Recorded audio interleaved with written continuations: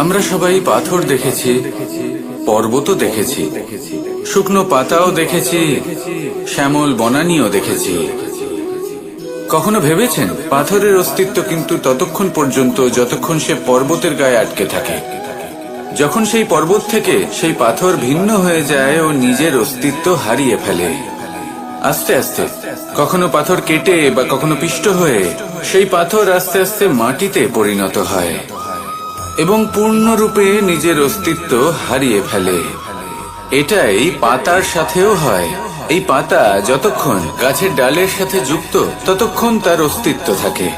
যখনই ডাল থেকে বিচ্ছিন্ন হয় সেও নিজের অস্তিত্ব হারিয়ে ফেলে।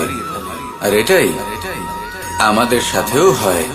যতক্ষণ আমরা নিজেদের আপনজনের সাথে যুক্ত থাকি আমাদের অস্তিত্ব বজায় থাকে। যখন আপনজনদের সাথে সম্পর্ক ছিন্ন করি তখন আমরাও আমাদের অস্তিত্ব হারিয়ে ফেলি।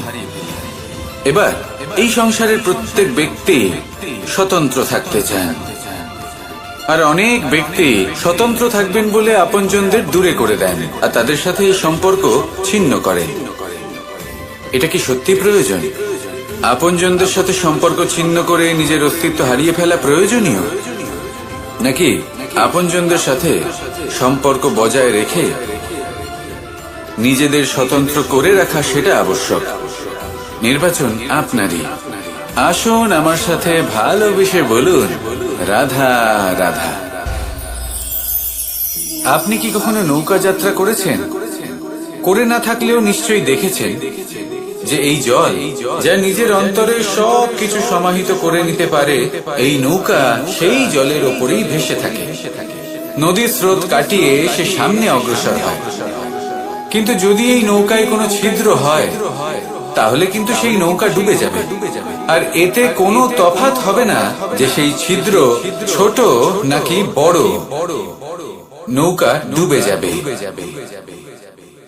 এই ছিদ্র হলো আমাদের জীবনে আমাদের অপগুণ, আমাদের দোষ, আমাদের বিকার। কখনো এটা ভাববেন না যে এই দোষ খুবই ছোট, এতে কিছুই যাবে আসবে না। না, সেই ছোট দোষ, সেই ছোট বিকার যদি সেটাকে শুধরে না নেন তাহলে সেটা আপনাকে আপনার পতনের দিকে নিয়ে যাবে। শেষ পর্যন্ত এটা আপনার উপর নির্ভরশীল যে আপনি কি চান।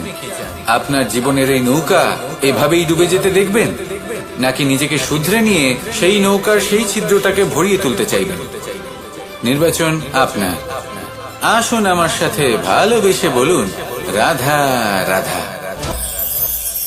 জল, জলই পৃথিবীতে বেঁচে থাকার জন্য আবশ্যক তো বটেই, কিন্তু এই জল আমাদের একটা অত্যন্ত গুরুত্বপূর্ণ শিক্ষা প্রদান করে। কখনো এই জলকে দেখেছেন?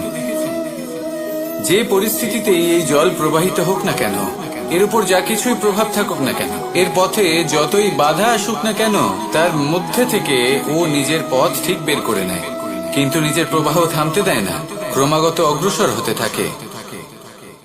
সেরকমই একটা শিক্ষা যেটা আমরা জল থেকে পেয়ে থাকি তা হলো এটা, আমরা যখন জলের দিকে তাকাই তখন আমরা নিজের প্রতিবিম্ব দেখি, স্পষ্টভাবে দেখতে পাই। কিন্তু তখনই দেখতে পাই যখন এই জল শান্ত থাকে, স্থির থাকে।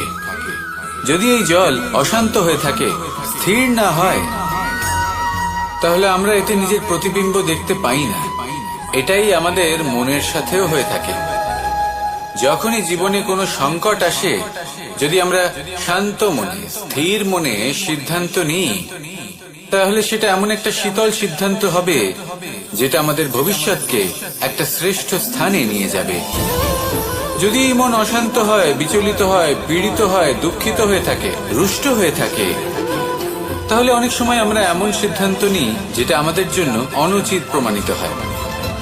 যখন আপনি ক্রুদ্ধ ছিলেন বা দুঃখের বশে ছিলেন, তখন অনেক সময় হয়তো এমন সিদ্ধান্ত নিয়েছেন যেটার জন্য ভবিষ্যতে আপনি অনুশোচনা করেছেন।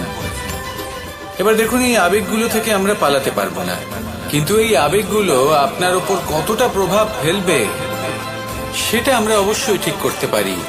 এই মনকে আমরা নিয়ন্ত্রণ করতে পারি। এটাই করুন, চিন্তা করুন, এই মনকে শান্ত রাখুন, স্থির হতে চেষ্টা করুন, আর তারপরে সিদ্ধান্ত নিন। আসুন আমার সাথে ভালোবেসে বলুন, রাধা রাধা। এই সংসারে ভৌতিক বস্তুরও নিয়তি আছে। যারাই এই সংসারে আসে বা উৎপন্ন হয়, তারা কিছুমাত্র সময় পর্যন্তই এখানে থাকতে পারে, আর তারপরে সেও লুপ্ত হয়ে যায়, অর্থাৎ সে নিজেও এই পঞ্চমহাভূতে সমাহিত হয়ে যায়। আমাদের সাথেও ঠিক এটাই হয়। সেই জন্যই ঈশ্বর দ্বারা প্রদত্ত এই উপহারের বিষয়ে ভাবুন, এই জীবনের বিষয়ে ভাবুন। ঠিক যেমন বিশ্বাস ভঙ্গ হলে কোনো ব্যক্তি আমাদের কাছে অপরিচিত হয়ে যান, ঠিক সেরকমই শেষ নিঃশ্বাস ত্যাগের পর এই শরীরও আমাদের কাছে পরই হয়ে যায়। তাই এই শরীর থাকাকালীন শ্রেষ্ঠভাবে একে সদ্ব্যবহার করুন, এই জীবনে শ্রেষ্ঠ কর্ম করুন। আর এই জীবনকে শ্রেষ্ঠভাবে যাপন করার জন্য কিছু কথা বোঝা প্রয়োজনীয়। যদি আপনি কারোর প্রশংসা করেন, তাহলে পূর্ণ হৃদয় দিয়ে করুন। যদি আপনি হস্তক্ষেপ করে থাকেন, তাহলে মস্তিষ্ক দ্বারা করুন। যদি আপনি সমীক্ষা করেন, তাহলে বিবেক দ্বারা করুন। যদি আপনি ধন অর্জন করতে চান, তাহলে নীতি অনুসারে চলুন। যদি জীবন যাপন করতে চান, তাহলে রীতি মেনে করুন। আর যদি ঈশ্বরের ভজন করতে চান, তাহলে ভক্তিভাব নিয়ে করুন। শুধু এই কথা মনে রাখবেন যে আপনার এই জীবন কিন্তু অনিশ্চিত কাল পর্যন্তই আছে। কতক্ষণ আছে সেটা কেউ জানে না। তাই কিছু মুহূর্ত যেটা যাপন করতে আমরা এখানে এসেছি, সেখানে ক্রোধ, অহংকার, ঈর্ষা, এইসব আবেগের কি গুরুত্ব বলুন তো? এগুলো ত্যাগ করুন। মানুষকে ক্ষমা করতে শিখুন। আস্তে আস্তে বিশ্বাস করতে শিখুন। এই সংসারে নিঃস্বার্থভাবে প্রেম করতে শিখুন, আর সবার মধ্যে আনন্দ বিতরণ করুন। তাই এই সব গুণ যদি আপনি আত্মসাৎ করতে পারেন, তাহলে আপনার জীবনে শুধু আনন্দ এবং আনন্দই বিরাজমান হবে। আসুন আমার সাথে ভালোবেসে বলুন, রাধা রাধা।